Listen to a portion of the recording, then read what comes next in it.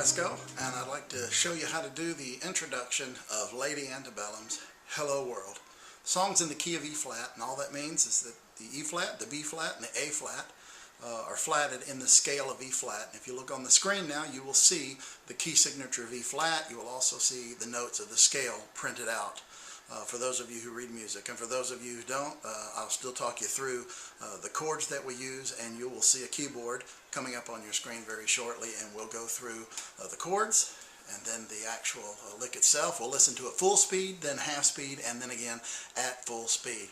Alright, so let's first break this down by chords, because if you can understand the chord structure of this lick, I think you can get it, and you can actually even fake your way through it, because once you know the chords, basically the effect of this intro is done by rolling the chords. But now it's important, you've got to land that melody line on the back of the beat as the artist is doing originally for it to really work.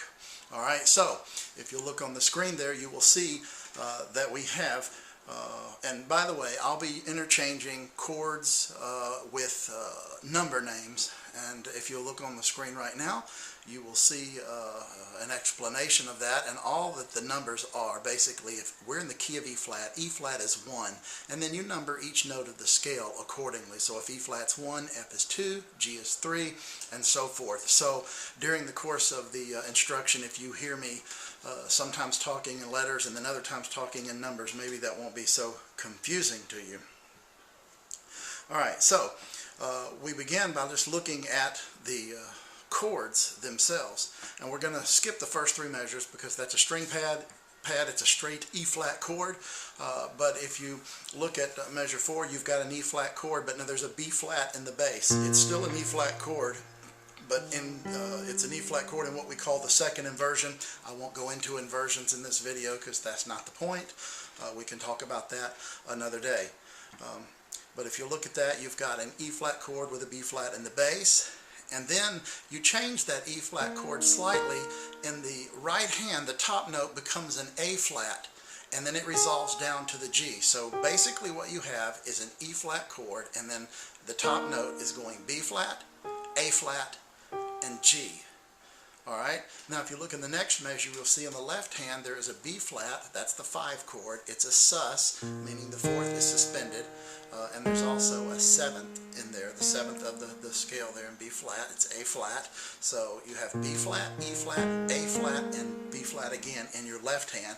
And in the right hand, you will see that you have just those 6 notes. I haven't notated them yet in rhythm for you, but you just like I say, if you'll trace this out with these chords and then play through that melody, when we start putting the runs in there, this will really make a lot more sense to you, and I think you'll get the lick a lot quicker. Alright, now if you look at the next line, you will see a C minor chord in the left hand. Your right hand is doing the same thing that you were doing. You've still got that E flat configuration, and you've got the B flat in the top, then the A flat, then the G, and then you have an A flat chord with a melody line in your right hand. If you look at those 4 notes, you have a B flat, up the octave to a B flat, then down to A flat, down to G. Then the next line, we've had this before.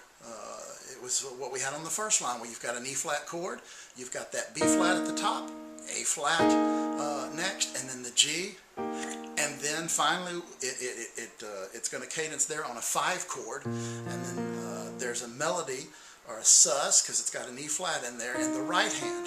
And so you have a little 5-note motif. Now, all of this that you're looking at hasn't been notated with the rhythms, obviously. The point is, I would stop the tape right here, and I would go through the chords, and then I would go through each of those licks. Get how that feels under your fingers. And then we'll come back in just a moment, and we'll add the rhythms to it, and we will recreate the intro.